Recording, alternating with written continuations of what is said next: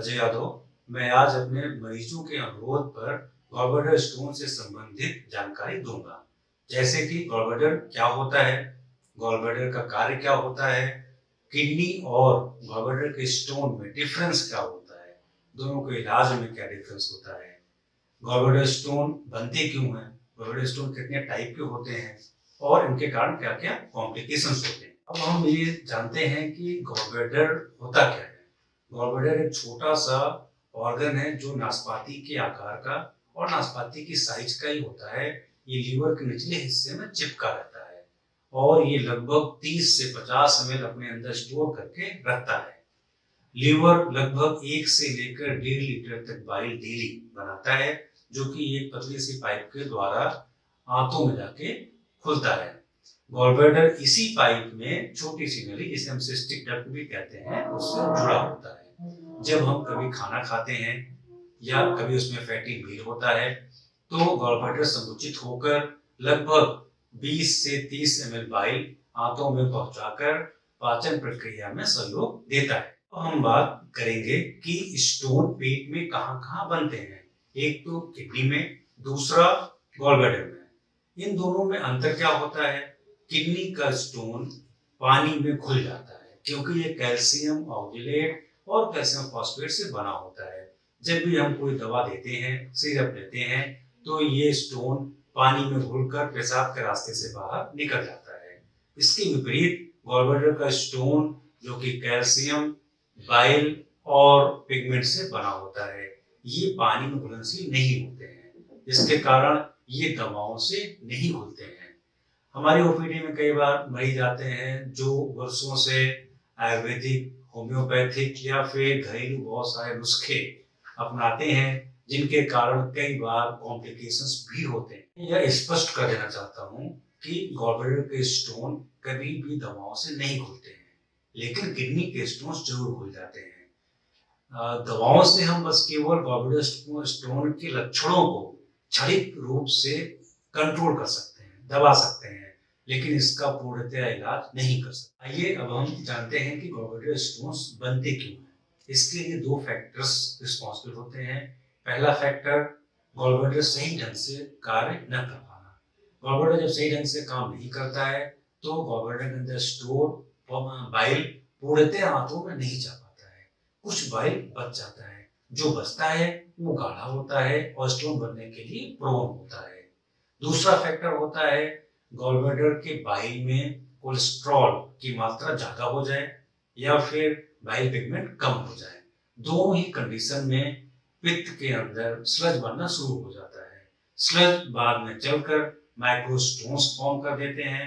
माइक्रोस्टोन बाद में चलकर स्टोन में परिवर्तित हो जाते हैं। आइए अब हम बात करते हैं कि स्टोन कितनी तरह के होते हैं। ये सिंगल भी हो सकता है या फिर ये मल्टीपल भी हो सकते हैं। सिंगल स्टोन सामान्यतः बड़े होते हैं, मल्टीपल स्टोन साइज में छोटे होते हैं। समाज में ये भ्रांति फैली है कि बड़े स्टोन ज्यादा खतरनाक होते हैं और छोटे नहीं होते हैं। ये जस्ट उल्टा है। बड़े स्टोन कभी भी पित्ताशय से आगे नहीं जा सकते हैं। छोटे स्टोन जो 4 इंच से छोटे होते हैं वो पित्ताशय से होते हुए पित्त की नली में जाके फंस जाते हैं, तो वहां पर वो पित्त के बहाव को रोक देते हैं, जिससे पीलिया हो जाता है। अगर वो थोड़ा सा और आगे जाते हैं तो पैंक्रियाज की नली में फंस जाते हैं, तो ये पैंक्रियाटिस करवा देते हैं। पैंक्रियाटिस एक बहुत ही खतरनाक बीमारी होती है। इसके विषय हम अपने अगले वीडियो में विस्तार से चर्चा करेंगे। अब हम जानते हैं कि समाज का कौन सा वर्ग स्टोन बनने के लिए प्रोन होता है। जैसे कि 6F से इसको हम जान सकते हैं, 40, फीमेल, फर्टाइल, फैटी या फिर कोई उसकी फैमिली हिस्ट्री हो। इसका मतलब ये है कि 40 साल की महिलाओं में, पुरुषों में ये लगभग 3 गुना कम होता है, महिलाओं में 3 गुना ज्यादा बनने के चांसेस होते हैं। अगर महिला फर्टाइल है तो भी रिस्क ज्यादा है।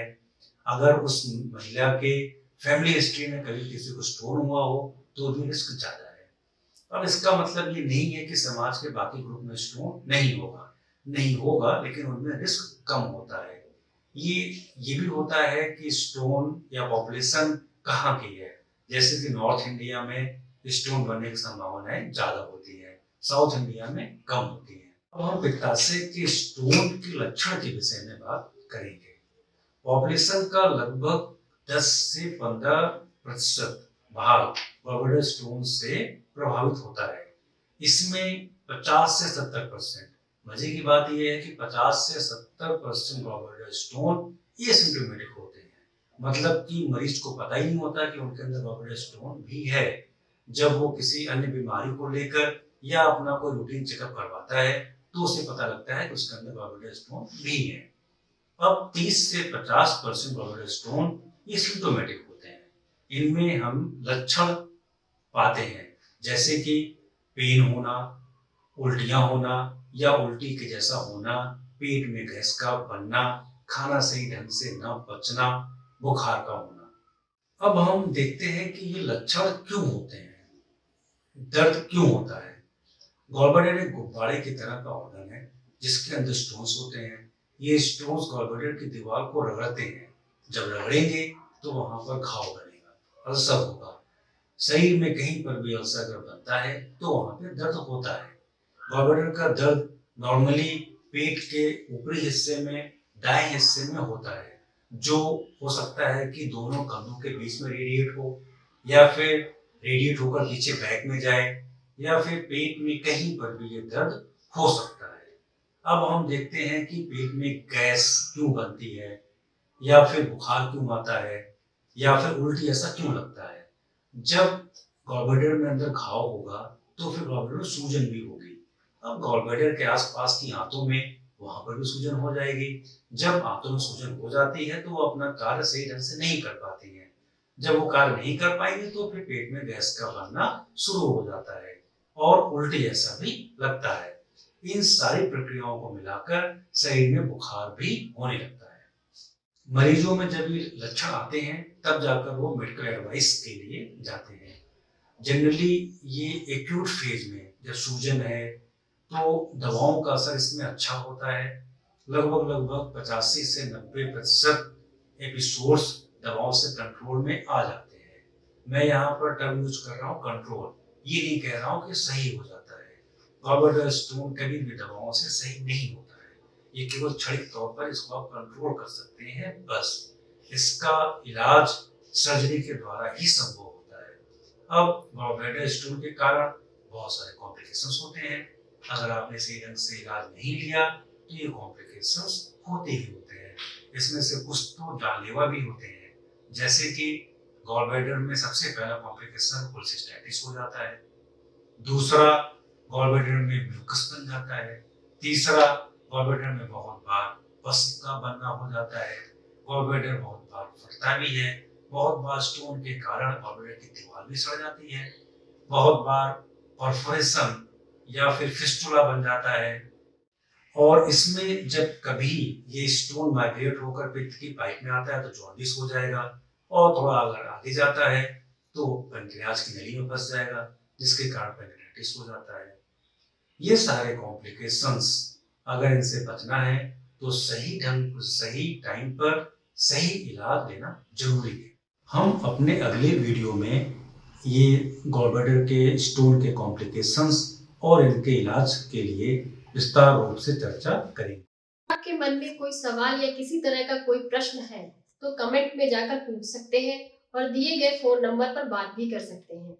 अगर आप जीवी स्टोन के कॉम्प्लिकेशन एवं इलाज के विषय में और अधिक जानना चाहते हैं तो हमारे अगले वीडियो को अवश्य देखें। और वीडियो अगर पसंद आया है तो इसे सब्सक्राइब और लाइक अवश्य करें। धन्यवाद।